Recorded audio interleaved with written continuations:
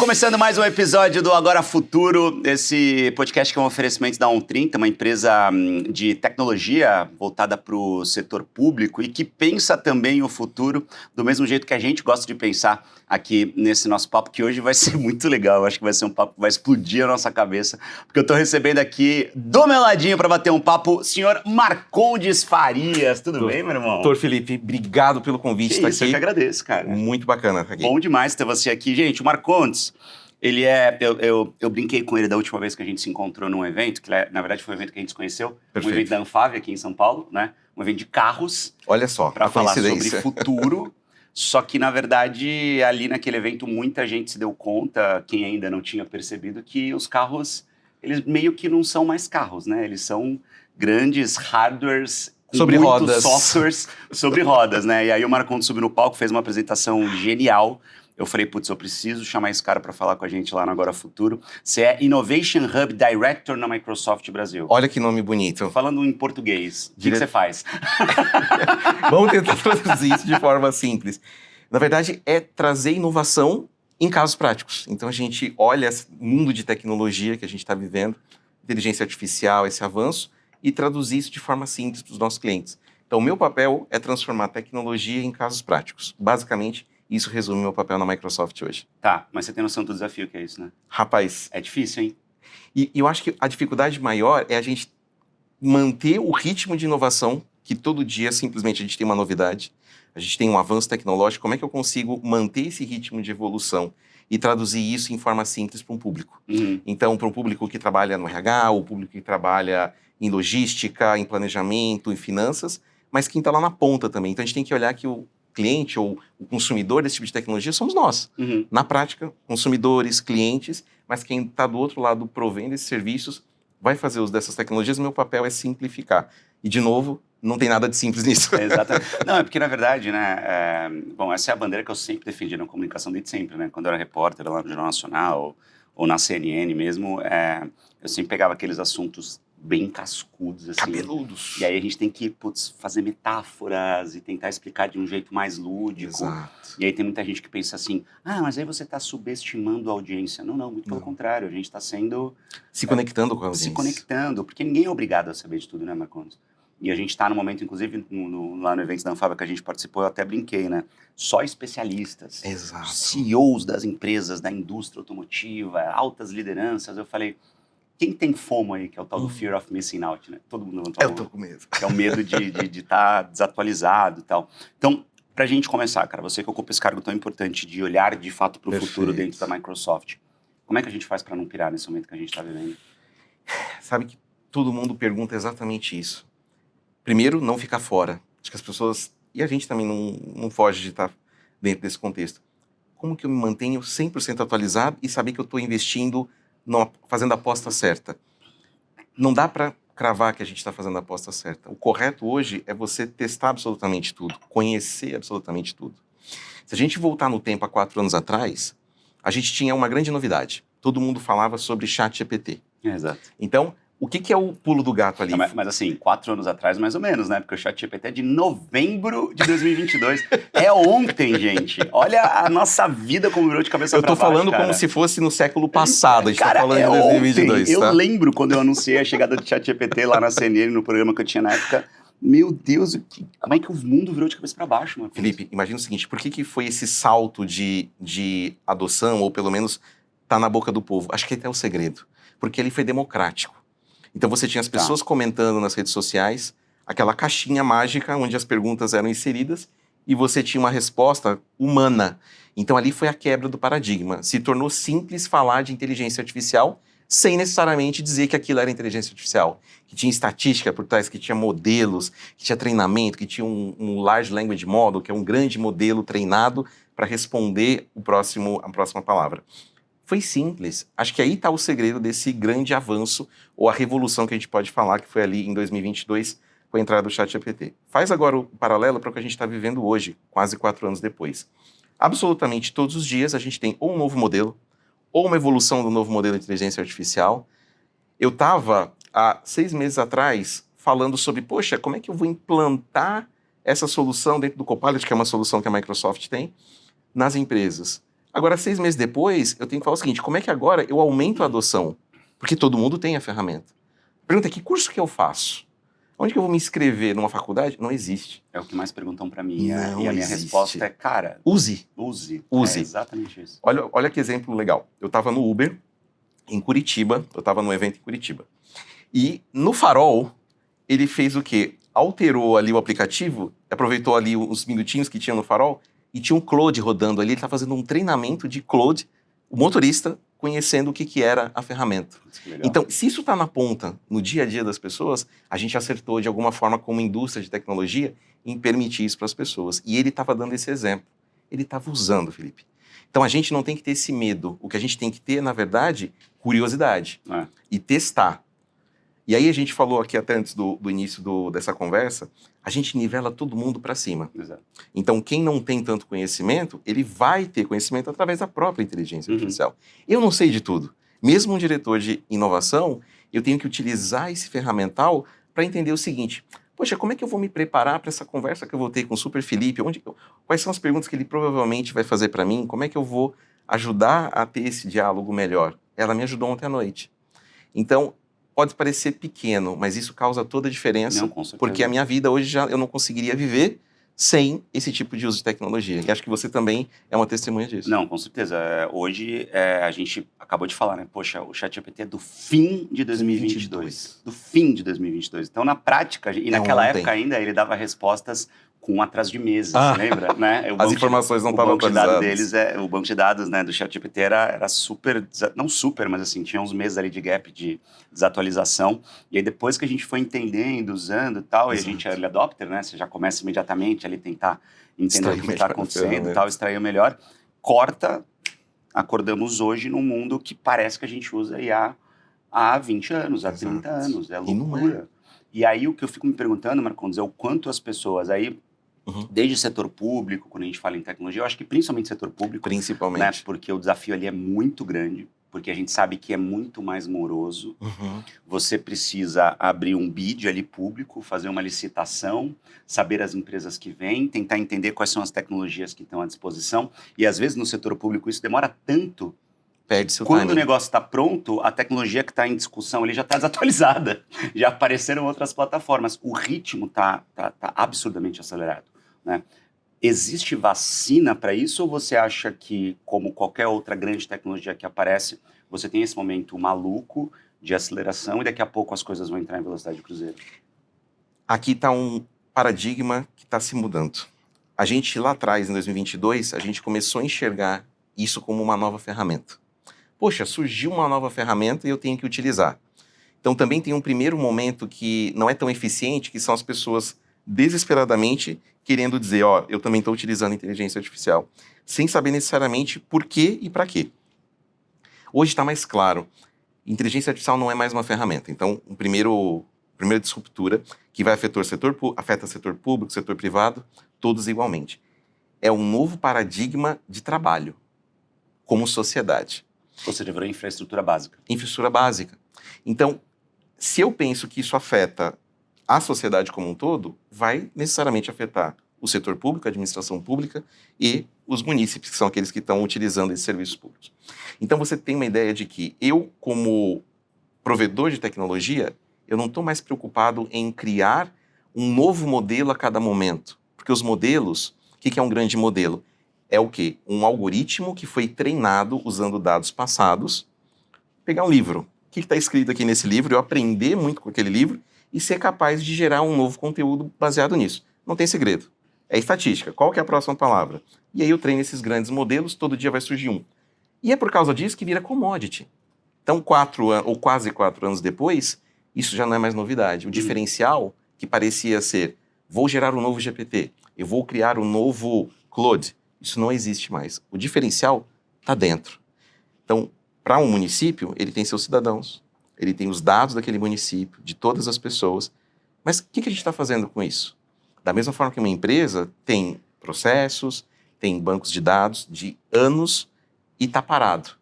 Então, se eu juntar essas informações, eu tenho, na verdade, o ouro, que é a informação, que é o ponto principal de partida para esses algoritmos funcionarem. Então, se o dado é meu, eu posso ter o meu próprio IP, ou propriedade intelectual do meu processo. Uma prefeitura se diferencia de outra pela forma como ele trata essas informações. Como é que ele avança no estágio de atendimento ao cidadão? Quando ele faz o melhor uso dessas informações. Assim como um grande empresário vai se diferenciar no uso da informação que ele tem. Então, olha só, até aqui, se eu pagava por um modelo mais eficiente, eu ganhava competitivamente do meu concorrente. Porque ele ainda não tinha Ele adotado. não tinha, mas agora isso democratizou, virou commodity. Aonde que eu vou diferenciar? Com aquilo que eu faço dentro de casa. A gente está chamando isso de combinação de tecnologia com o meu conhecimento de negócio que é próprio. E que até então as pessoas não estavam olhando para dentro, estavam olhando para fora. Estavam olhando para o GPT, para o OpenAI, para a Claude, para a Microsoft, para o Google. Isso não é mais verdade. Então a gente tem que pensar que o ativo são as pessoas, é o conhecimento que está dentro de casa, e aí sim a inteligência artificial deixa de ser ferramenta e, como você falou, passa a ser uma infraestrutura básica, como energia, como o ar que a gente respira, e a gente passa a navegar nesse novo horizonte. Por isso que a gente diz, não é mais uma ferramenta. De fato, isso foi uma mudança radical na forma de trabalhar. E muito rápida. E muito rápida. A gente ainda está entendendo o efeito, né? Eu uso esse exemplo de que a gente teve um grande tsunami, um abalo sísmico, a onda do mar recuou e a gente não está entendendo o que está acontecendo. E muita gente ainda está ali na praia. Felipe, não é momento de estar na praia. O momento é de ter corrido para o alto da montanha o mais rápido que puder, porque a onda está chegando e não vai dar tempo de você pensar depois em reagir. E é tsunami, né? É tsunami! É tsunami! Não é nem onda, é tsunami, É tsunami. né, cara? Não tem como ficar fora, né? Porque Não. o que eu acho que muitos empresários ainda não entenderam, e aí a gente analisando os dados, eu acho que a gente consegue extrair algumas leituras de tudo que está acontecendo. Eu concordo totalmente contigo, eu acho que no começo, quando as empresas começaram a usar, quando a gente começou a Sim. usar, a gente ficou muito impressionado. Sim. E falou, nossa, virei o super-homem. Agora eu sou um super profissional, agora no tempo que eu escrevi um roteiro para um conteúdo nas redes sociais, agora eu escrevo 5, e é a gente que tem esse olhar mais preocupado com ética, com Perfeito. fonte de informação, a gente aprendeu a treinar os modelos para que as respostas fossem confiáveis, a gente vai lá e dá um double check na informação que eles mandam, Perfeito. eles erram muito, isso precisa ser Alucinam. dito, eles alucinam, dão respostas que às vezes não tem nada a ver, puxam um link que não tem a ver com aquela Perfeito. informação. Então existe uma curva de aprendizado que se confunde com a curva de fato de aprender a tirar proveito real. Perfeito. Né? Existe um estudo hoje que você certamente teve acesso do BGC, que é o Boston Consulting Group, que eles falam que só 5% das empresas hoje estão conseguindo transformar a IA de fato em resultado com lucratividade, em eficiência real. Me parece, por esses dados, o reflexo de algo que eu tenho visto dentro das empresas, treinando empresários e tal, que tá todo mundo ainda aprendendo como transformar esse negócio em dinheiro. Inclusive as próprias Big Techs. Exatamente. Né? As próprias produtoras dessa tecnologia estão aprendendo com isso. Estão aprendendo, estão investindo bilhões e ainda não estão recebendo essa grana. E estão sofrendo uma pressão enorme do mercado. Dos investidores. Você acha que a gente ainda está nesse momento meio confuso? E na tua opinião, quanto tempo esse momento ainda deve durar? Quando isso vai se tangibilizar em grana para o mercado, cara? É uma grande questão. Por quê? Porque, de fato, você fez o diagnóstico perfeito. Nós ainda estamos encontrando as melhores maneiras de, número 1, rentabilizar esse modelo, essa nova tecnologia, que, de novo, não é só tecnologia, por isso que é difícil. Ela é uma nova forma de trabalhar. Como que essa nova forma de trabalhar vai gerar retorno para nós, somos fabricantes dessas tecnologias, mas para quem está adquirindo essas tecnologias? Um exemplo, a gente lançou nossa ferramenta no GitHub Copilot, que é uma ferramenta que eu sou desenvolvedor. Então, o primeiro momento que eu tive aquele momento wow foi quando eu, codificando, tinha o auxílio da ferramenta em que eu apertava um ponto e ele aparecia todas as opções de funções que eu poderia utilizar no meu código. Aquilo me economizou, e o que não usou para o mercado, né, todo mundo revolucionou a forma de codificar, ficou mais rápido. E codificar com auxílio de inteligência artificial foi a grande transformação. As pessoas falavam assim, não precisamos de desenvolvedores mais, porque o GitHub Copilot vai fazer esse trabalho para qualquer pessoa. Ou seja, aquilo que você falou de colocar um ponto e ele continuar é o tal do low code. o que a gente fala que não seria o low-code, mas seria assistência à codificação. Assistência à codificação. A evolução natural era o low-code, que é falar, nem isso precisa fazer. Exatamente. É eu arrastar caixinhas como se eu estivesse fazendo uma apresentação no PowerPoint e aquilo virar uma aplicação. Aí é o no-code. Né? Aí é o no-code, entendeu? Por que eu tô perguntando isso? Porque, cara, eu não sou programador. Perfeito. Não entendo nada de Java, de nenhuma linguagem, de nada. Não é o meu universo, mas eu sou apaixonado e uso tecnologia desde sempre. Perfeito. Só tenho muitas coisas para além da codificação para estudar e não tive tempo ainda de estudar esse negócio. Só que eu tô extremamente surpreso com o que eu tô conseguindo fazer, eu nas minhas empresas, com, por exemplo, o Lovable. É fantástico. Cara, que é uma plataforma que eu simplesmente é o tal do vibe coding, né? Você é um vibe coder agora. Eu sou um vibe coder agora. Então eu vou lá, eu quero um aplicativo assim, desse jeito, tem que ter essas... Conclusão, eu criei um aplicativo para o meu clube de mentorias, onde os mentorados vão conseguir entrar, vão encontrar outros mentorados com serviços que são complementares e vai gerar negócios entre eles. Aplicativo que é um ecossistema que sempre foi meu sonho de ter. Aí eu falava, eu preciso juntar uma grana gigantesca para contratar uma equipe super engenheiro de software ou qualquer outra coisa do tipo ali para colocar esse negócio de pé. Eu sozinho fiz uma assinatura ali do Lovable, eu mesmo fiz, na minha sala. Você conseguiu o seu melhor exemplo de destravar a inovação Surreal. Através dos... Porque quem conhecia esse processo melhor do que você? Você. Até você traduzir isso para uma pessoa que fosse capaz de pegar isso e representar em código, teria um gap. Uhum. Então, o que o mercado precisou se movimentar nesses últimos meses? Acreditava-se que só isso resolveria, e isso de fato aconteceu. Então, o no-code e o low-code, através de IA, transformou o mercado. Você é um exemplo disso. Uhum. O que a gente faz com os desenvolvedores, então? Então, a primeira teoria era de que não se precisaria de mais desenvolvedores. O que acontece? Quando o Felipe consegue resolver os problemas sozinhos, uma série de outras pessoas que não conseguiam passaram a ter atenção dos desenvolvedores. Então, o que a gente fala é que a gente abriu a porteira para uma demanda reprimida, e que não era o efeito esperado. O efeito esperado era de diminuição de demanda por desenvolvedores, justamente por soluções como Lovable e outras plataformas. Quando a gente passa a ver que a demanda estava lá reprimida, novos cenários, novas possibilidades vão surgindo para que esses mesmos desenvolvedores que antes estavam resolvendo os problemas que você está resolvendo com o Lovable, ele pode se concentrar nesses outros problemas que estavam simplesmente esquecidos. E que são problemas muitas vezes macro. Macro, que são estruturantes. Né? Então, a gente viu esse primeiro movimento inesperado. E aí vem o segundo pulo do gato, que foi a tua pergunta. Marcondes, como que as empresas vão de fato monetizar? Esse estudo, ele é fantástico do BCG. A gente fez uma pesquisa que é o World Trend Index, que a gente pesquisa no mundo inteiro, inclusive no Brasil, qual está sendo a tendência naquele ano dos executivos investirem ou não em inteligência artificial e qual o resultado prático eles tiveram. 2 achados importantes. Estamos realmente na era dos agentes de inteligência artificial, que são colegas de trabalho, por isso que não são ferramentas. Eu não chamo um colega do jurídico ou do departamento de suprimentos de uma ferramenta. Ele é o meu par. E a gente dialoga. Por isso que os agentes de inteligência artificial são esses novos... estão criando essa nova dinâmica de trabalho nas empresas. Segundo achado, aqueles que tiveram resultado foram justamente aqueles que democratizaram para toda a empresa o uso de IA, mas não escolheram projetos pequenos ou pilotos. Por quê? Qual que é a tendência natural? Quando todo mundo achou que era só tecnologia nova, gera um receio, certo? Eu não quero ser o primeiro a testar. Deixa as outras pessoas fazerem. Ou então vamos começar pequenininho no departamento e o resultado ali, se der certo, eu avanço. Já dá para dizer que a gente usa, tal, vai eu já sou inovador, vou né? sentindo. Ninguém tinha percebido até então de que não era só mais uma tecnologia, que era uma nova forma de se trabalhar. Quem deu certo? Quem foram aqueles que estão com 30%, 35% de aumento de produtividade, de retorno sobre investimento? São aqueles que adotaram em casos complexos, que impactavam o dia a dia ou o resultado financeiro da empresa. Eu posso dizer que são pioneiros? Sim, a gente fala que são aquelas empresas de fronteira. É o cara que não teve medo de falar, peraí, eu não vou pegar o meu caso menos complexo, eu vou pegar o caso que eu posso quebrar. A empresa ela pode quebrar. Grandes consultorias estão fazendo isso. Elas estão vendo que o ativo principal dela é o conhecimento e, portanto, ela não está com medo de enfrentar essas tecnologias.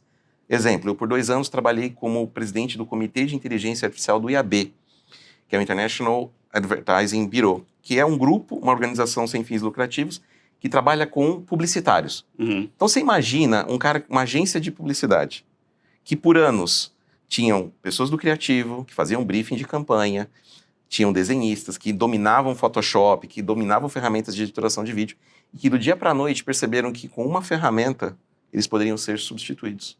Campanhas, desenhos, imagens. E aí o primeiro sinal, eu vou lutar contra essa ferramenta, essa nova forma de trabalho, ou eu vou adotar? O mercado foi o primeiro a adotar, a publicidade abraçou. E isso fez com que mais peças fossem geradas em menos tempo, com menos custo. Peça é o anúncio, tá? Peça é o anúncio, tá, gente? Sabe. Peça é o anúncio que você está vendo ali no seu TikTok, é o banner, no seu Instagram. Que você tá vendo ali pipocando na tua tela, é o outdoor, isso é uma peça publicitária. É uma peça publicitária. Né? E que antes eram feitas por só seres humanos. Hoje é uma combinação. E aí você tem grandes agências tradicionais do mercado que sabe que elas estão se tornando, Felipe? Grandes empresas de tecnologia. Outro exemplo. Ontem, para quem não sabe, Midjourney foi uma dessas primeiras ferramentas que o mercado publicitário chacoalhou por conta disso, porque o Midjourney era uma ferramenta que permitia criar peças publicitárias, imagens de altíssima qualidade. Se você lembra, para falar de Midjourney, que eu acho que para a galera lembrar bem, eram aquelas fotos que apareceram lá atrás, em 2023, do Papa, com um casacão. Casaco lembra? branco de frio. O casaco branco de frio. Aquilo tudo era Midjourney, gente. Foi como... Quando começou essa onda de montagens, entre aspas, super realistas, que a gente passou a fazer assim. Em segundos. Hoje já tá... Não, hoje tá fácil. Todo mundo faz, manda nos grupos de WhatsApp. Mas naquela época, quando apareceu... Não era Era uma trivial. coisa assim que a gente falou, meu Deus, esse nível de realismo era impressionante. Era o tal do Midjourney, né? Midjourney, que foi esse pioneiro. Ontem, Midjourney, que surgiu como uma empresa especializada em geração de imagens por inteligência artificial, lançou um novo dispositivo de escaneamento de imagem corpórea para concorrer com General Electric, com Philips, concorrer com empresas de saúde. Então, o que uma empresa de publicidade que gera imagens para o mercado publicitário está fazendo, virando um grande concorrente de empresas seculares de saúde, de equipamentos médicos? É um novo modelo de trabalho. Ou seja, a gente vai ver, e já está vendo, né? Esse é um exemplo, acho que incrível, mas a gente tem inúmeros outros exemplos, como da indústria automotiva também, isso está acontecendo muito. Os carros estão deixando de ser carros e virando grandes softwares sobre rodas. A gente vai ver cada vez mais uma intersecção muito forte entre setores que tradicionalmente até pouquíssimos anos não se conversavam assim, estavam a quilômetros, milênios de distância, e agora tudo meio que vai se confundir, porque no fundo é tudo sobre tecnologia. Xiaomi, basicamente isso. É isso, Felipe. Xiaomi nasce como uma empresa de tecnologia para dispositivos móveis, celular. Hoje ela tem um carro elétrico. E aí você na verdade, a Xiaomi tem tudo, né? Tudo. É surreal, né? Robô aspirador. Daqui a pouco, sei lá, motor para baixar e subir uma persiana. É surreal o que a Xiaomi tem, né? Então, E fizeram um carro incrível. Incrível. Inclusive, celular sobre rodas. Inclusive, há pouco tempo eu gravei uma entrevista com o Jim Farley, que é o CEO global da Ford. Olha. E ele foi o cara que me chamou muita atenção porque ele tem uma linha de raciocínio que eu acho inteligentíssima, que é de extremo respeito aos concorrentes, principalmente aos chineses. Olha só. A gente está falando de Ford. Olha uma só. das empresas mais... A empresa basicamente que revolucionou completamente o jeito de criar, que deixou os carros muito mais baratos pela linha de produção, Perfeito. Mudou completamente os processos. Ele assumiu que no dia a dia dirigia um Xiaomi. Para entender como funciona. O cara é CEO global da Ford. Então, olha como as coisas estão... Né? Se fosse um cara mais tradicionalzão, empresa chinesa, tecnologia, não tem nada a ver e tal. A mentalidade completamente diferente. Então, você traz uma resposta que eu nem preciso dar. A mentalidade dos executivos precisa mudar. Porque não é simplesmente fazer o que se fazia antes. A gente está entrando para um novo modelo, novas formas de fazer. Eu trabalho numa organização que quase faliu 2 vezes. A Microsoft completou 50 anos de existência, mas se todo mundo lembrar, nem todo mundo, né? Tem muita gente nova aqui que está vendo a gente, que talvez não acompanhou esse processo. Microsoft nasceu para vender software em caixinhas, para rodar nos computadores. Quando o computador começou a sofrer concorrência dos celulares, a Microsoft foi lenta para entender esse movimento. Daí você teve a Apple lançando o iPhone, você teve o Google lançando o Android como não um dispositivo, mas como um ecossistema para rodar em qualquer dispositivo. E nós tínhamos produto, a gente tinha o Windows Phone, que era um produto muito bom, mas a gente não entendeu o timing do mercado. Então, por mais que a gente dominasse o mercado de PCs, a gente perdeu o timing dos smartphones. E o Windows Phone era muito legal mesmo. Eu lembro dele nos aparelhos da Nokia. A Nokia. Cara, ele era super intuitivo, ele era bonito. Ele tinha caixinhas, Tinha era tudo. colorido. Ele era muito legal, cara. Mas a gente perdeu o time. A gente não soube ler o O mercado. mercado já estava dominado, na verdade, quando o Windows Phone chegou, né? É isso. Então a gente não teve uma estratégia de pronta resposta. Bill Gates ele fala isso muito bem. A gente tinha tudo para dar certo, a gente perdeu esse timing. O que a Microsoft fez? Ela se reinventou ali. Troca a liderança, coloca o Satya, e o Satya pensou o seguinte: a Microsoft tem um ecossistema muito forte. Então eu não preciso olhar só para dentro de casa, eu tenho que olhar para o mercado. Então ela deixa de olhar para a caixinha e ela passa para esse mundo de nuvem, concorrer com a AWS, com o Google, outros players. E isso quebrou um paradigma inicial da Microsoft, que a fonte de receita principal eram caixas. E ela passa para um novo modelo Produto de onde prateleira, literalmente. ele literalmente sai da prateleira e passa a vender assinatura. Ela passa a vender o IP dela em forma de assinatura. Que o mercado inteiro já estava fazendo. Já estava fazendo. Então o Satya faz essa primeira curva. Segunda curva, e que aí as pessoas não entenderam. Pela primeira vez na história da Microsoft, ela consegue fazer um giro em que ela antecipa o mercado. Aí sim ela acertou. Quando sai ali o GPT, todo mundo viu o ChatGPT. Por trás da história do ChatGPT, tem a Microsoft em 2018 e 2019 investindo bilhões de dólares na OpenAI para treinar os primeiros modelos. Isso custa muito caro. E aí a Microsoft percebeu, peraí, modelo um dia vai ser commodity. Isso a gente fez essa aposta lá atrás. Então quem que eu quero ser? Eu quero ser o grande provedor de plataforma de inteligência artificial, qualquer que ela seja.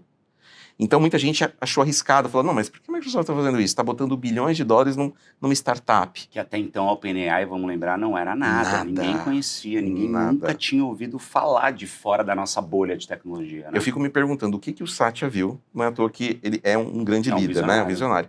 A pergunta que a gente faz internamente é, o que esse cara viu que ninguém mais no mercado viu? O Elon Musk não viu, porque ele tinha participação na OpenAI. O Google tinha ferramentas de inteligência artificial avançadíssimas na época. E simplesmente eles tiraram o pé da IA generativa. A Microsoft dobrou a aposta. E hoje a gente viu que fez a aposta certa. Então, pela segunda vez na história da corporação, o Satya consegue fazer esse ponto de inflexão. Então, reflexão aqui para nós. Para quem está ouvindo, se você é um líder corporativo do setor público ou setor privado, você precisa entender que o que a gente está vivendo não é mais uma onda que é passageira. A gente teve o sismo lá em 2022, que vai gerar esse tsunami que está chegando e que está completamente mudando o mundo que a gente vive. A gente está atento a isso, a gente está se preparando hoje, sem medinho, é ir com, literalmente, mergulhar. Não, desculpa, medinho eu tenho, Marcão. Não, vamos perder esse medinho. Vamos perder esse medinho. Um pouquinho dá. É o fominho, né? Pra ficar alerta, pelo menos. Porque, meu Deus a gente precisa embarcar nisso, Felipe. A gente precisa embarcar. Tá muito absurdo, né? A gente precisa embarcar. Você falou Bom, a gente tá falando do Satya aqui, gente, é o CEO da Microsoft, Satya Nadella, né? Que é um indiano, um cara que... Ele entrou no cargo faz mais de 10 anos já, não faz? Ele entrou em 2014. A gente tá aí pouco mais de 10 anos. E a gente precisa dessas figuras que são muito visionárias, né? Para olharem o que mais ninguém está olhando. É isso. Para olhar para o horizonte, não com essas teorias da conspiração, essas coisas destrutivas, vamos todos perder nossos empregos, o mundo vai acabar. Não é por aí, né? É para fazer justamente essas conexões e voltar para o começo da nossa conversa, que é, não adianta nada, eu sempre falo assim, em palestras, apresentações, eu falo, gente, há muito pouco tempo, sei lá, uma década atrás, a gente falava que o dado era o novo petróleo. Isso. Né? Hoje, todo mundo tem acesso ao dado. Todo mundo. Então, a diferença é a gente pegar... Antes a gente precisava criar um data lake, ter um banco de dados. O lago de dados, exatamente. Um conjunto de informações. Só que o que muita empresa está fazendo, eu percebo, e aí seja no setor público, seja no setor privado, é criar um bando de dados. Correto. Que é muito diferente de um banco de dados. Né? Eu acho que a gente ter um bando de dados, como muitas empresas têm hoje, e transformar isso num banco de dados, aí depende de análise. Perfeito. Né? No começo do nosso papo. Que aí é o que esses grandes líderes do Satya, Elon Musk, Zuckerberg, que essa galera toda que está à frente das Big Techs consegue fazer essas conexões e essas análises de um jeito muito mais rápido. Cara, para a gente conseguir tentar acompanhar um pouco mais de perto esses movimentos, é seguir consultoria, é seguir os grandes relatórios de tendência, obviamente usando também. Para onde a gente aponta, cara? Como é que a gente faz para se manter atualizado? Tem dois caminhos que são, obviamente, disponíveis gratuitamente para qualquer pessoa. Quando a gente vai atrás de publicações de grandes consultorias, Harvard Business Review, a gente tem publicações da McKinsey, Boston Consulting Group, eles têm trazido essa visão muito simples e muito didática para os executivos e para o mercado. Então, essa com certeza é uma fonte que eu recomendaria. Agora, por incrível que pareça, a segunda fonte são as próprias IAs, são os próprios engines de inteligência artificial. Então, se você utiliza o Claude, o GPT, o Gemini, usa esses mecanismos, usa os prompts. E aqui, vamos lá fazer a pausa. Prompt é o comando, o texto que você escreve, que é uma pergunta, uma conversa que você faz com a inteligência artificial. Uma bronca, às vezes. Às vezes uma muita bronca, viu? meus, Eu falo assim, não dá bom dia, tá? Você tá gastando água, né? Vamos economizar água e energia do mundo, não dá bom dia para IA, ela não precisa. Mas brincadeiras à parte, esses algoritmos, eles, hoje, diferente do que a gente teve lá no começo, eles estão atualizados com informações near real time. Tempo real. Elas estão conectadas com o próprio Google, com as próprias fontes de informação públicas da internet. Então, use para fazer essas perguntas e questionamentos. Ele vai te dar um caminho. E o que é o segredo? Você falou de bando de dados. Tem uma coisa que são informações públicas, que esses algoritmos se baseiam, não só no treinamento, mas na busca de informação. Mas lembra que eu falei que o segredo está dentro da empresa? Está dentro de casa? Está no seu OneDrive, no seu Google Drive, nas informações históricas da sua família? Aponta para dentro de casa. Pede para esse algoritmo fazer uma análise tua, da sua realidade. Fala, olha, considerando o que eu tenho, com esse conjunto de informações, o que você acha que eu posso fazer com isso? E deixa ele trabalhar. Você vai descobrir coisas incríveis que nem você sabia. Por quê? A IA, eu falo que é aquele ponto cego da tua vida que você não está enxergando e ela está lá monitorando o tempo inteiro. A gente, como ser humano, a gente tem uma capacidade limitada. O nosso foco está em, no máximo, 3 assuntos simultâneos. O cérebro não consegue comutar muito rápido. A IA está lá para te tornar o seu copiloto. Ele está lá olhando aquilo que você não enxerga. E está aí o pulo do gato. Qualquer pessoa, indivíduo, organização privada, organização pública, pode se tornar o Homem de Ferro.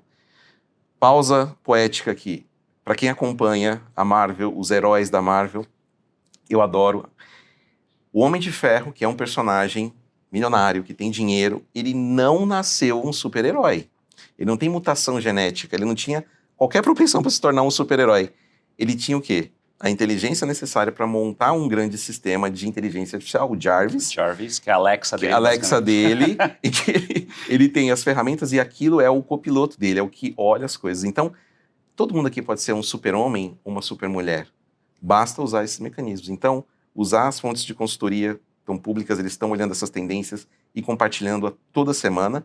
E use as próprias inteligências artificiais generativas olhando para dentro de casa e buscando os insights que você não está enxergando hoje. Te garanto que você vai se surpreender com a quantidade de insights que você vai tirar de dentro de casa. A gente que é nerd, né, com carteirinha. De carteirinha e tem orgulho nerd, né? Você falou da Marvel, do Jarvis. Cara, eu lembro, de novo, até muito pouco tempo, de assistir Vingadores ou qualquer outra coisa, ou até os filmes do Homem de Ferro mesmo, e ver aqueles takes bem fechadinhos, com as telinhas na frente, ele conversando com o Jarvis, e o Jarvis respondendo sem ser aquela fala robótica da Alexa, que naquele momento ainda era muito no começo, e eu falava, meu Deus, que futuro disruptivo e distante. Cara, hoje a gente já tem o óculos da Meta, que já está fazendo realidade aumentada, ou seja, já é um Jarvis ali integrado, que conversa com a gente de um jeito já muito mais natural, que traz informações malucas, gera conexões. Então, assim, já é realidade. A gente meio que já está ali. É muito assustador, né? E, cara, olhando o mercado como um todo, você é um cara que trabalhou em muitos setores diferentes, né? Dá um overview só pra gente entender, porque a galera pode pensar, não, é só um cara, entre aspas, só um cara que vem da programação, do setor de tecnologia. Dá um pouquinho desse currículo aí, maluco. Deixa eu contar de onde vim, para onde eu vou, né? Onde vivem o que comem. O Marcondes hoje, ele é resultado de, por incrível que pareça, uma formação de escola pública, aqui de São Paulo. Somos 2. Então, muito bom. Isso é muito legal. Então, assim, não é algo exclusivo, então aberto para todo mundo. Então, alguém na Microsoft que veio da escola pública, que se formou em tecnologia desde o colegial técnico, faculdade de tecnologia, e que a primeira experiência profissional foi no mercado financeiro.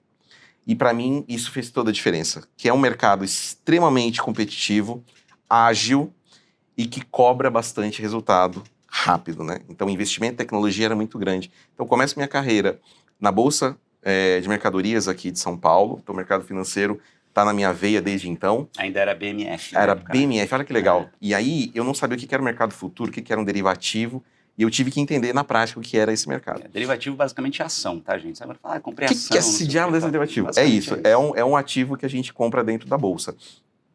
E eu fui responsável, ainda muito jovem, acho que eu perdi meu cabelo, foi nessa época, se eu fizer a retrospectiva, né? Muito neurônio gasto ali, para criar a primeira plataforma de negociação eletrônica nacional. Então, um grupo de malucos ali na Bolsa se reuniu para criar 100% com tecnologia nacional a primeira plataforma eletrônica de negociação.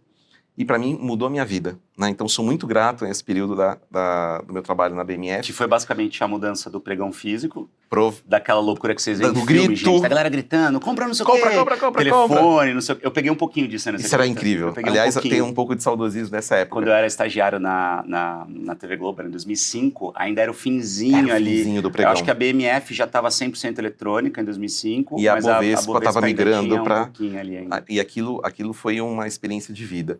Mas aí, Felipe, aquilo abriu a minha mente. Por quê? Eu usava muita tecnologia Microsoft e aí eu estabeleci uma meta. Eu falei, quero estar na Microsoft. Já que eu estou do lado de cá, eu quero estar do lado do fabricante e realizar um sonho. Putz, que legal. E aí, a história. Entrei, apliquei e no site, fui lá no site, apliquei, mandei meu currículo, fiz entrevista. Então, estou na Microsoft desde 2008. Tive passagem por... saí um pouco da Microsoft, fui para uma outra empresa, uma startup na época, que é a Salesforce, que hoje se tornou um grande player do mercado de software na nuvem, né? O SaaS, que a gente fala, um gigante no mercado. Software as a Service. Ou seja, assinatura de um software com usuário e senha você está usando. Eles foram pioneiros no uso do software na nuvem. Hoje. Um monstro, uma grande empresa. E volto para a Microsoft, e aí é um chaveamento interessante. Eu estou fazendo essa mudança em 2019. Em 2019 eu tive que fazer a seguinte pergunta. Vale a pena trocar uma empresa super pioneira na área de relacionamento com o cliente, software de gestão de relacionamento como a Salesforce, e voltar para a Microsoft, que eu já conhecia? E um colega lá dentro me deu o mapa da mina e falou assim, Marcondes, o Satya transformou a empresa, o Satya, que é o presidente da Microsoft, CEO, falou, a Microsoft ela se reinventou. E foi graças a essa reinvenção que eu volto para liderar uma estratégia de marketing de produto, de soluções aqui no Brasil, como diretor de marketing e estratégia de produto. E então sou convidado em 2024 a assumir o nosso centro de inovação, que fica aqui em São Paulo, para literalmente olhar com um olhar de aplicabilidade dessas tecnologias. Parar de vender PPT, que eu falo, né? E trazer resultados reais. Então, menos slides e mais resultado. Uso, né? Então, um arco para dizer quem que é o Marcondes, de onde que eu vim, alguém que já esteve do lado do cliente, alguém que já esteve do lado da universidade, e um detalhe, tá? Para fechar aqui esse arco. Eu sempre busquei na educação essa forma de me atualizar. Então, fiz 2 pós-graduações justamente para buscar o conhecimento.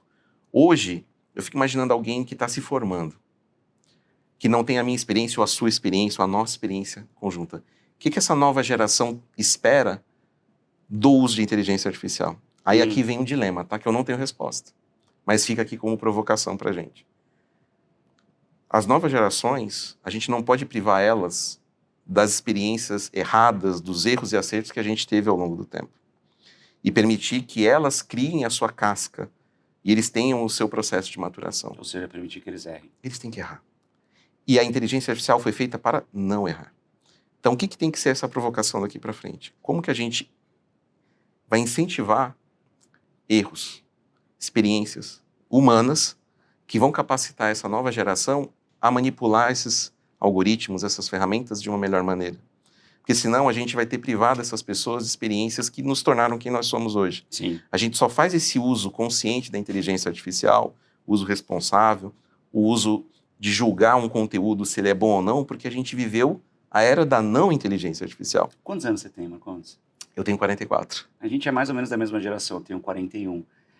Você já parou para pensar o quanto a gente é meio que uma maldição também, mas o quanto a gente é muito privilegiado por ter sido a última geração e a única geração que presenciou, mais do que a chegada da inteligência artificial, que presenciou a chegada da digitalização antes da IA. A internet, A computação Olha pessoal. quantas revoluções a gente passou, A gente cara. passou por tudo isso. A gente criou uma casca que as gerações novas não vão ter. E essa casca ela pode ser fundamental para a gente aprender a lidar com isso, com skills que essa galera nem sabe que Não existem, sabe que né? existem. O tal de soft skills, né? Essas habilidades de recorrer ao analógico quando precisar. Pô, caiu o servidor, e aí, o que a gente faz? Pergunta pra IA, Entendeu? né? Vai perguntar pra IA? Esse é há pouco tempo, né, cara? Caíram os servidores da Amazon Sim. no mundo inteiro. E você lembra? As pessoas não A sabiam galera fazer. começou a bugar, cara. A galera falou, meu Deus, o que eu faço? Acabou o mundo, né? Eu tenho uma filha de 7 anos que já nasce nessa nova realidade, né? E aí, foi muito interessante, porque a gente não se dá conta que na nossa geração, você tinha energia e tinha uma antena que captava o sinal da Globo, sinal da CNN e tudo mais, Os né? maias assistiam assim, conteúdo tá? assim, tá, Só pra gente? vocês entenderem como era Streaming isso. nessa época chamava televisão, enfim, é outro mundo. E aí, obviamente, caiu a internet. E a cara de desespero dela falando, papai, o que eu vou fazer agora? Eu Meu falei, sabe o que você vai fazer Deus. agora? Você vai viver. Você vai brincar, você vai ler um livro, a gente vai fazer outras coisas. A energia ainda existe, Vou filha. ler um livro, ela foi pegar o Kindle, o iPad dela. E não tava conectando na internet. Não dá, papai, pra ler um livro. Não dá. Então, como é que a gente vai... Sério, como é que a gente vai ensinar minha filha? Como é que a gente vai ensinar essa nova geração a ter experiências? E já se discute criação de cenários de simulação de realidade. Ou seja, cenários práticos que, infelizmente, eles não vão conseguir viver mais. E isso é assustador Cara, às vezes, loucura, né? De falar que a gente vai ter que simular algo que a gente viveu na prática para que essas pessoas tenham uma noção do que é passar por desafios, o que é sobrepujar esses desafios práticos Cara, para que criar loucura isso. capacidade cognitiva de usar melhor essas ferramentas. Felipe, é um novo mundo. Então, para nós aqui, essa reflexão é o que a gente está fazendo hoje para não só nos prepararmos, mas ajudar essas novas gerações. Muito se fala de, são empregos novos que vão ser gerados, vão ser trocados. Eu não estou falando disso. Eu não estou falando de atividade profissional. Eu estou falando de sociedade. Estou falando de formas de convivência em sociedade. Em que essa nova forma de trabalhar já mudou. Muita gente já percebeu, muita gente não percebeu. Nosso papel aqui, você como comunicador, eu do lado de cá como provedor de tecnologia, a gente tem que unir essas forças para ajudar essa nova geração a comunicar isso claramente para as pessoas. Não vai dar para esperar, não vai ter um curso, é prática. E essa prática a gente faz hoje. Não vai dar tempo de correr atrás depois. Cara, você acha que alguns setores são mais privilegiados nessa revolução ou não necessariamente? Aí eu estou falando desde segmentos de indústria, de varejo, Sim. de qualquer outra coisa, até setor público, setor privado, ou meio que precisa ser por igual, porque a gente vai ter um efeito cascata, já que meio que todo mundo está virando empresa de tecnologia. Todo mundo. Todo mundo. Né? Não há... É a onda democrática, ou o tsunami democrático. Afeta igualmente todos Porque todos tem gente os setores. achando que não precisa ainda. E esse é o maior erro que pode ser cometido nesse E, momento. na minha opinião, esse é um baita erro. Isso é um erro. Não vou usar IA porque pro meu setor, não, olha só, pro seu setor, se ninguém tá usando, é uma grande chance para você começar a usar. Aproveita, para ser pioneiro. Exato. Para ser o pioneiro de uso, porque não porque tem eu tenho como. uma loja de roupa no Brás, para mim esse negócio não funciona, pô, mas abre um e-commerce, tenta mapear na tua região onde é que tá o teu ICP, que é o Ideal Customer Quem que vai Profile, comprar o seu quem perfil? vai comprar o teu produto, começa a encontrar novas possibilidades, novas fronteiras, né? Felipe, o que me chamou mais atenção foi um exemplo muito bacana do iFood. O exemplo era o seguinte, numa discussão que a gente viu o presidente do iFood falando isso. Grande Diego Barreto, monstro. Monstro. Gosto muito dele. Então, olha o que o iFood causou de revolução no mercado hoje de restaurantes que não tinham acesso a um público que, através de uma plataforma tecnológica, ele acessou. Qual que é a nova etapa? Criar demanda que não existe e atender demanda reprimida. O exemplo foi dado o seguinte, você gosta de tapioca? Muito. Eu amo tapioca. Então, imagina que você vai no iFood e pesquisa tapioca. Ele vai buscar restaurantes que têm o quê? Tapioca no menu. Ele começou a perceber o seguinte, tinha muita pessoa perguntando tapioca, pedindo por tapioca, e não tinham menu de tapioca nos restaurantes cadastrados naquela região. Mas ele foi um passo além e percebeu o seguinte, no cardápio tem produtos que usam a tapioca como produto. Ele só não estava vendendo ela ali, mas ele tinha um insumo. Então, o que ele começou a fazer? Sugestão para o restaurante falando, você sabia que você está tendo uma alta demanda na sua região por tapioca? Detalhe, você já tem o produto em estoque. Você já pode colocar... Quer que eu coloque no cardápio para você? Ele já cria a arte, já cria o menu e avisa o cliente. Você sabia que agora na sua região tem Que tapioca? loucura. E você já sabe que a demanda existe. Você unificou demanda com Nossa, capacidade isso é genial. ociosa e gerou uma oportunidade. O que mais a gente vai fazer? Eu dei um exemplo de restaurante. Vai para a área de saúde, vai para a área de educação, vai para a área de setor público de atendimento ao cidadão, eu, você. Como que a gente vai exigir velocidade, digitalização dos nossos entes públicos, né? A mesma demanda que a gente tem para o iFood, eu quero que a minha prefeitura faça isso por mim. Eu quero resolver pelo celular. Eu quero utilizar a minha tecnologia para ter um serviço melhor para mim. Então, não tem escolha. Ninguém é privilegiado aqui para dizer, eu posso bater no peito e dizer, isso aqui não vai me afetar. Deixa eu te dar uma notícia, você já está perdendo. Porque já Não, passou o tempo. E outra coisa, né? Assim, o quanto antes a gente tinha que investir muito dinheiro, muito tempo, gastar, às vezes criar setores inteiros dentro de empresas com contratações caríssimas para testar projetos, para de repente esse projeto dar certo ou não. Agora a gente tem a capacidade de entender exatamente qual é a demanda, onde essa demanda está e fazer algo totalmente direcionado. Quer dizer, olha o quanto fica mais eficiente a operação de uma empresa, tanto no setor público, quanto no setor privado, quanto na área de transportes, no varejo, em qualquer coisa que a gente quiser, cara. Isso é maluco. Isso é disruptivo, de fato. Isso, de fato, é disruptivo. E é, de fato, a base da inteligência artificial generativa. Que acho que é outra coisa que muita gente ainda não entendeu, né, Marcos? Olha, vamos fazer uma simplificação. Inteligência artificial, o conceito, existe há mais de 60 anos na academia. O exemplo que eu dou, não sei se é o melhor, mas eu falo assim, a gente que é nerd, você deve gostar de videogame também. Pra caramba. Né? Assim como pra eu. Caramba. Então, cara, a gente jogava lá o Super Nintendo, Nintendinho 8 bits e tal, e existia o jogar um contra o outro, jogar contra o computador. Que meio que era uma inteligência artificial já, uma coisa muito simples e tal. Mas que tava lá. Que reagia com a gente. Era uma inteligência artificial, né, cara? Então, o jogo hoje é completamente diferente, é outra coisa, né? Jogos.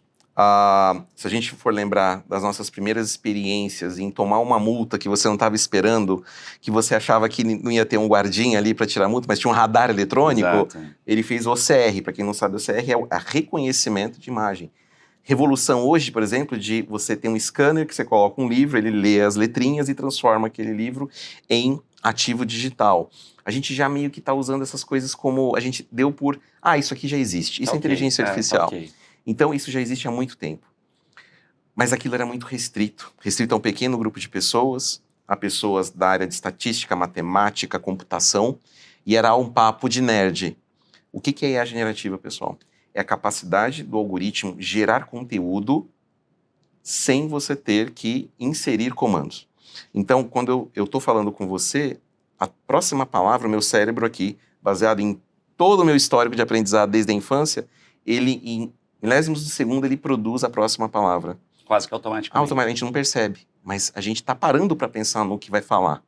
Então, esse conjunto de frases, IA generativa, vem de IA que gera conteúdo, por isso que é generativa. E é preditiva. Ela está ali para, utilizando predição que vem de estatística. Exatamente. Então, é probabilidade da próxima palavra.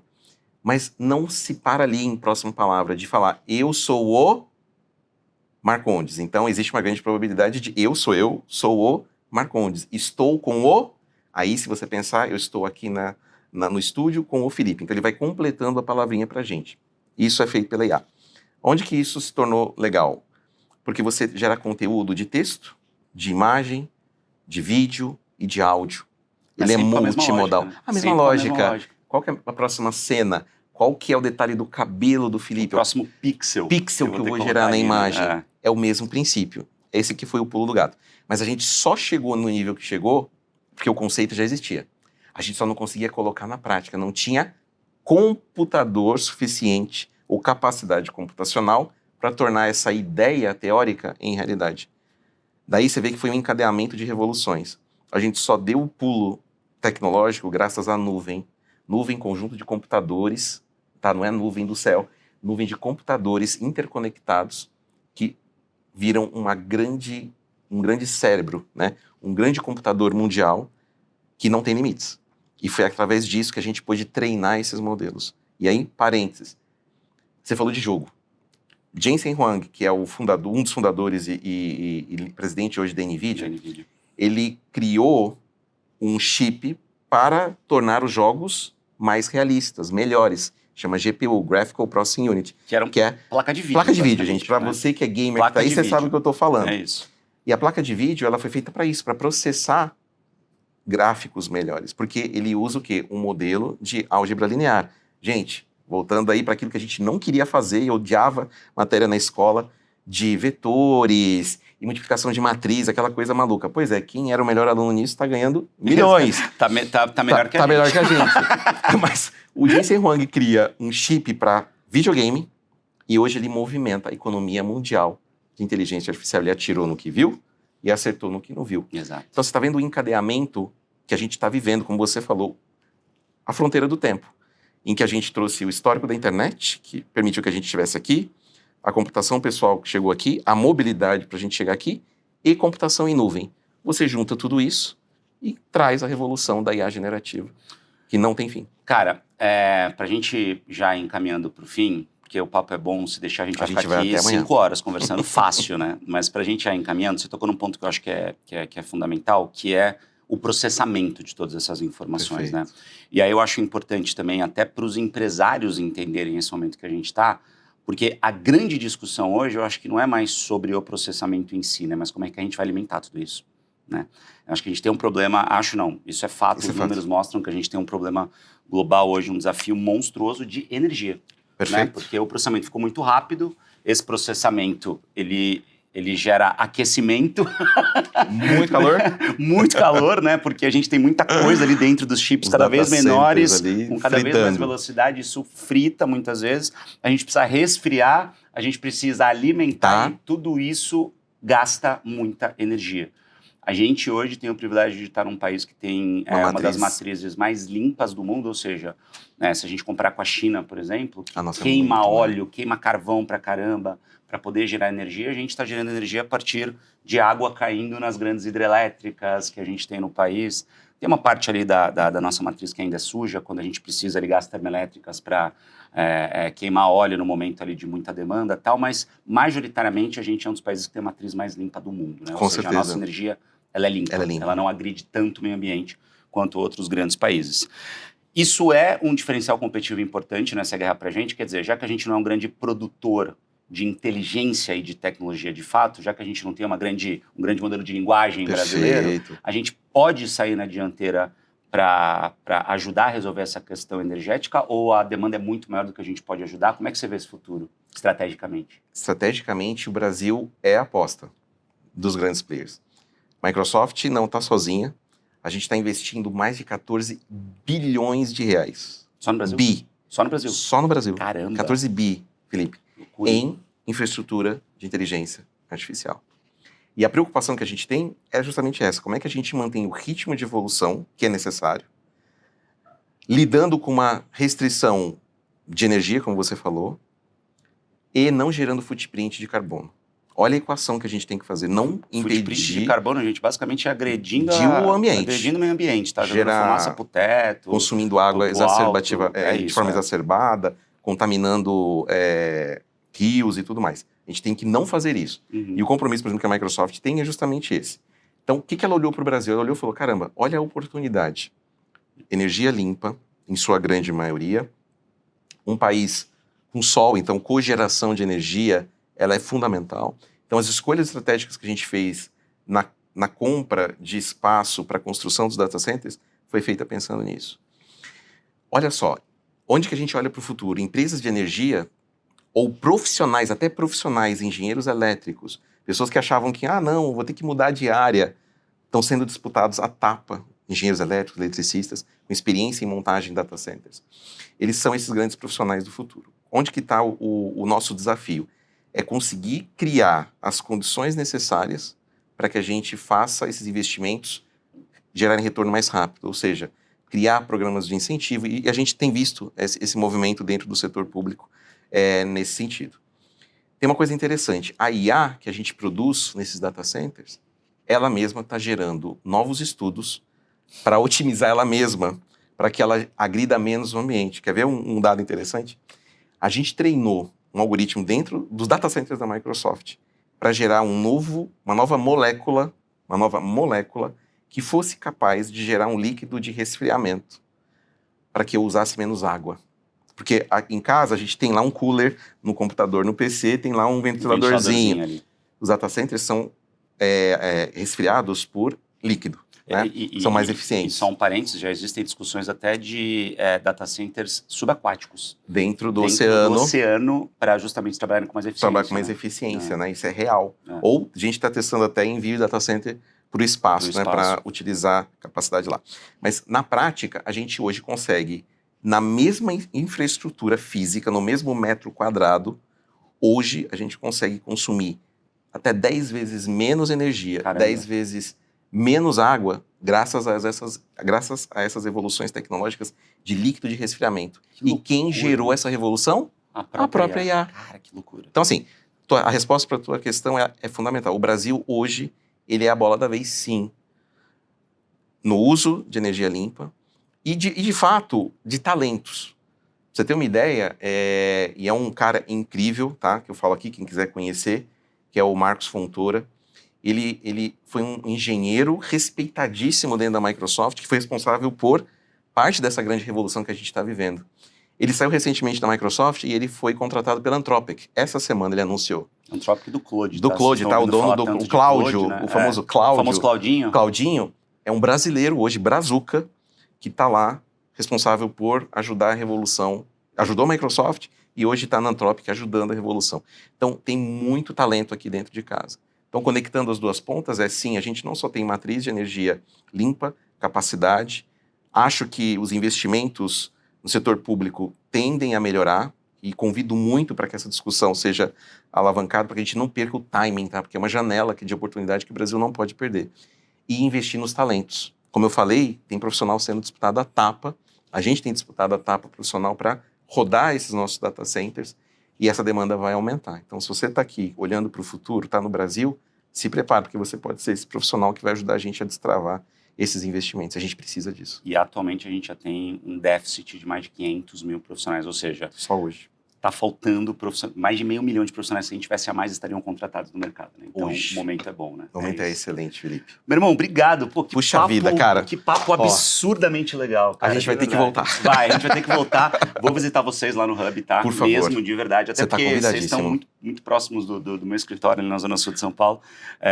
Obrigado, cara, de verdade. Obrigado pela oportunidade. E vamos conectar cada vez mais, porque eu acho que esses papos ajudam muito quem está em casa, quem está acompanhando, quem está meio desesperado, com um pouquinho de fome. Calma, gente. Respira fundo. Tá tudo bem, vai ficar tudo bem. Dá tempo. Dá tempo. Obrigado, mas tem que ser rápido. É isso, tem que ser rápido. E obrigado você também que acompanhou mais esse episódio do Agora Futuro, esse espaço que serve pra gente aprender juntos, né? Porque eu aprendo muito, tanto quanto vocês também. E a gente fica muito feliz em poder proporcionar tanto conhecimento para vocês, com pessoas tão legais, que entendem tanto de tudo que está acontecendo nessa revolução, pra gente ir se acalmando a uns pouquinhos, tá bom? Esse podcast é um oferecimento da On30, uma empresa de tecnologia que trabalha principalmente com softwares para o setor público. Um beijo para você, deixa eu mandar esse conteúdo para quem você acha que também pode se beneficiar com ele. Fechado? Valeu e até o próximo episódio. Tchau. Um abraço.